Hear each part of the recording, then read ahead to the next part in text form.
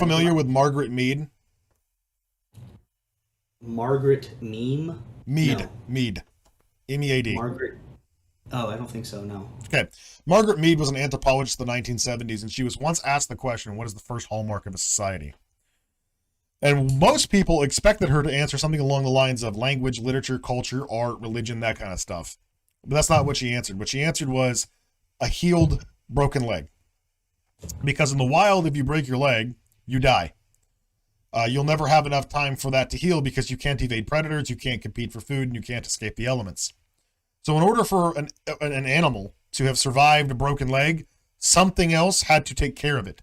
It had to protect it from predators. It had to, help it evade, compete for food. It had to bring it food, and it had to protect it from the elements. It had to care about it, right? You have this exactly backwards. The reason why people intuit like things like caring about each other are good is because caring about each other is conducive to our survivability, our prosperity, our health, and so on and so forth.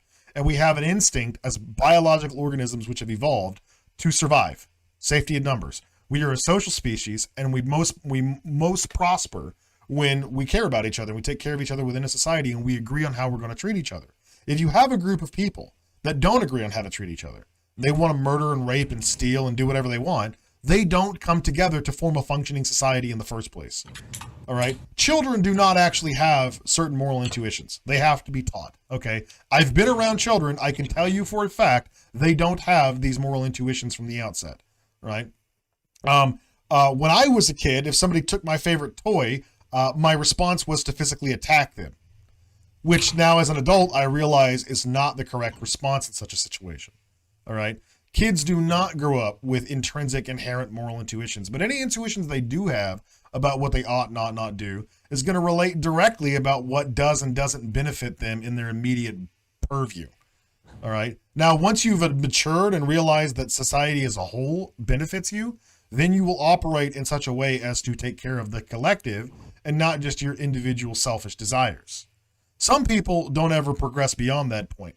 And those are the kind of people that we lock into concrete boxes or we kill them because they behave in a way which is not conducive to the prosperity of the collective, right? You have this backwards. There's nothing objective about caring each other that's good. It's that caring about each other is a thing which promotes what most of us want to actualize, a happy, healthy, cooperative, flourishing society. But there are plenty of examples all throughout history where people didn't behave that way and they were punished as a consequence of it.